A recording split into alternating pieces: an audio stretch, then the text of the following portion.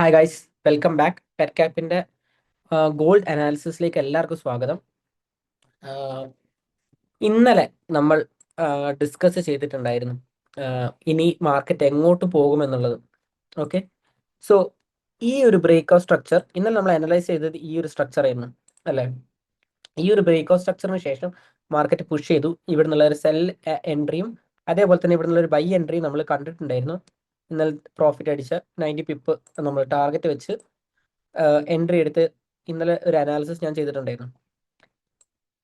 അപ്പൊ ഇന്നലത്തെ അനാലിസിസിൽ ഞാൻ പറഞ്ഞിട്ടുണ്ടായിരുന്നു എന്താണ്, മാർക്കറ്റ് ഈ ഒരു സ്ട്രക്ചർ റെസ്പെക്ട് ചെയ്തതിന് ശേഷം എന്ത് ചെയ്യും, മാർക്കറ്റ് ഈ ഒരു ഹൈ ബ്രേക്ക് ചെയ്യുമെന്നുള്ള കാര്യം ഇന്നലെ പറഞ്ഞിട്ടുണ്ടായിരുന്നു.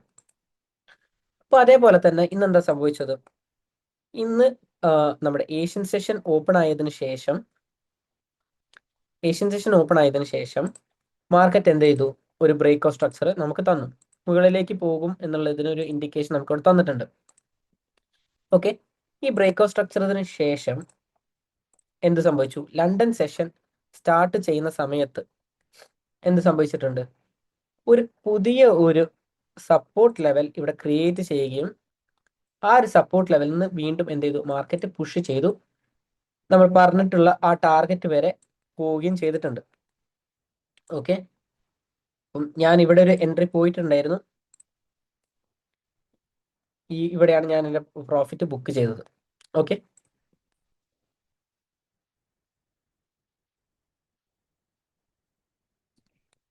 ഓൾറൈറ്റ്. ഇപ്പോൾ നമ്മൾ ഇന്നലെ പറഞ്ഞ പോലെ തന്നെ market all time high achieve ചെയ്തിട്ടുണ്ട് ഇപ്പം. ആൻഡ് ദെൻ ഇപ്പോഴെന്താണ് സംഭവിച്ചിട്ടുള്ളത്, നമുക്കിവിടെ ഒരു സ്ട്രക്ചർ ഉണ്ട്, അതേപോലെ തന്നെ ഇവിടെ ഒരു ചെറിയൊരു സ്ട്രക്ചർ ഉണ്ട്.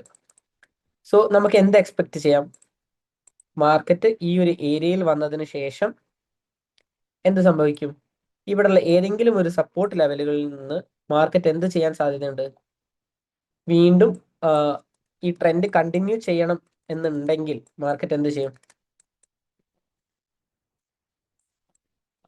മാർക്കറ്റ് ഈ ഒരു സ്ട്രക്ചറിന്റെ 50% ലെവലോ അല്ലെങ്കിൽ താഴെയുള്ള ഏതെങ്കിലും ഒരു സപ്പോർട്ട് ലെവലിൽ നിന്ന് നമുക്ക് റിയാക്ഷൻ തരികയും നമുക്ക് എന്ത് ചെയ്യാൻ പറ്റും, നമുക്കൊരു ബുള്ളിഷ് എൻട്രി പോകാൻ പറ്റുന്നതുമാണ്. ഓക്കെ, നമ്മൾ ഒരിക്കലും ഇപ്പം ഞാൻ പറയുന്നത് കേട്ടിട്ട് ഇവിടുന്ന് ഒരു എൻട്രി പോകാൻ നിൽക്കരുത്. കാരണം നമുക്ക് എപ്പോഴും എന്ത് വേണം, ഒരു റിയാക്ഷൻ എന്തായാലും വേണം. ഈ ഒരു ഏരിയയിൽ തന്നെ നമുക്ക് ഇഷ്ടം പോലെ എന്തുണ്ടാവും, സപ്പോർട്ടുകൾ ഉണ്ടാകും. ഓക്കെ, അപ്പൊ അവിടെ നിന്നുള്ള ഏത് സപ്പോർട്ട് ലെവലിൽ നിന്നും നമുക്ക് എന്ത് ചെയ്യാൻ പറ്റും, എൻട്രി പോകാൻ പറ്റുന്നതാണ്. ഓക്കെ, സോ എല്ലാ സപ്പോർട്ട് ലെവലും മാർക്കറ്റ് ഹോൾഡ് ചെയ്യില്ല. ഓക്കെ, അപ്പം ഏത് സപ്പോർട്ട് ലെവലാണ് ഹോൾഡ് ചെയ്യുന്നത് ആ ലെവലിൽ നിന്നായിരിക്കും നമ്മൾ എന്ത് ചെയ്യുക, ട്രേഡ് എടുക്കാൻ പോകുന്നത്. അപ്പൊ നമുക്ക് എന്ത് വേണം, ഒരു റിയാക്ഷൻ വേണം. ഈ റിയാക്ഷൻ കിട്ടാതെ നമ്മൾ എന്ത് ചെയ്യില്ല, എൻട്രി പോവില്ല. ഓക്കെ, സോ ഇതാണ് ഞാൻ എക്സ്പെക്ട് ചെയ്യുന്നത്. മാർക്കറ്റ് ഇനി ഈ ഒരു ഏരിയയിൽ വന്നിട്ട് മാർക്കറ്റ് എന്ത് ചെയ്യണം, ബുള്ളിഷ് ആയിട്ട് പോകണം. ഇനി മാർക്കറ്റിന് കണ്ടിന്യൂ ചെയ്ത് സെല്ലിലേക്കാണ് പോകേണ്ടതെങ്കിൽ എന്ത് സംഭവിക്കും, മാർക്കറ്റ് ഈ സപ്പോർട്ടുകളെല്ലാം ബ്രേക്ക് ചെയ്ത് താഴെ പോയതിനു ശേഷം എന്ത് സംഭവിക്കും, നമുക്കൊരു ചേഞ്ച് ഓഫ് ക്യാരക്ടർ കിട്ടും. അതിനുശേഷം വീണ്ടും മേലെ വന്നു മാർക്കറ്റ് എന്ത് ചെയ്യും, ഇതുപോലെ ഒരു മൂവ്മെന്റ് തരാൻ സാധ്യതയുണ്ട്. അപ്പം നമ്മൾ ഇവിടുന്ന് സെല്ല് ചെയ്യുമ്പോൾ എന്ത് ചെയ്യണം, ഏതെങ്കിലും ഒരു റെസിസ്റ്റൻസ് ഏരിയയിൽ നിന്ന് എന്ത് വേണം, നമുക്കൊരു റിയാക്ഷൻ കിട്ടണം. ആ റിയാക്ഷൻ ബേസ് ചെയ്തിട്ട് നമുക്ക് എന്ത് ചെയ്യാൻ പറ്റും, എൻട്രി എടുക്കാൻ പറ്റുന്നതാണ്. ഓക്കെ, അപ്പൊ ഈ റിയാക്ഷന്റെ പിന്നിൽ കുറേ കാര്യങ്ങളുണ്ട്. നമുക്ക് ഏത് തരം റിയാക്ഷൻ വേണമെങ്കിലും നമുക്ക് എന്ത് ചെയ്യാം, നിങ്ങൾക്ക് അപ്ലൈ ചെയ്യാം നിങ്ങളുടെ സ്ട്രാറ്റജിയിലും. ഇതിപ്പോൾ ഞാൻ യൂസ് ചെയ്യുന്ന അതേ എൻട്രി മെത്തേഡോ അല്ലെങ്കിൽ അത് തന്നെ യൂസ് ചെയ്യണം എന്നൊരു നിർബന്ധമില്ല.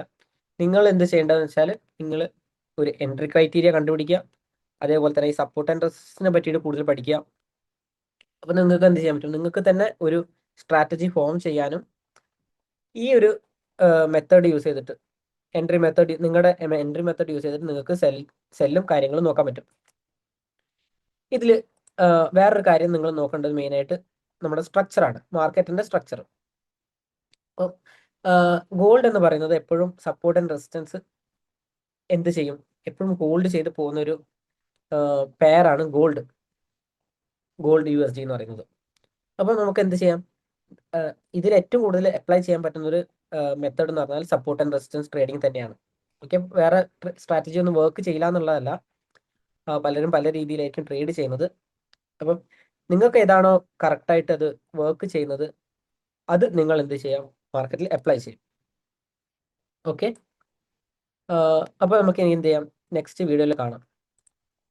ഇനി നിങ്ങൾക്ക് എന്തെങ്കിലും ഡൗട്ടുകളോ കാര്യങ്ങളോ ഉണ്ടെങ്കിൽ നിങ്ങൾക്ക് കമൻറ്റിൽ രേഖപ്പെടുത്താം. ഞാൻ അതിനെ പറ്റിയിട്ട്, നിങ്ങളുടെ ഡൗട്ടിനെ പറ്റിയിട്ട് ഞാൻ നാളത്തെ വീഡിയോയിൽ ചെയ്യുന്നതായിരിക്കും. ഓക്കെ, ഓൾറൈറ്റ് ഗൈസ്, അപ്പം നാളത്തെ വീഡിയോയിൽ നമുക്ക് കാണാം.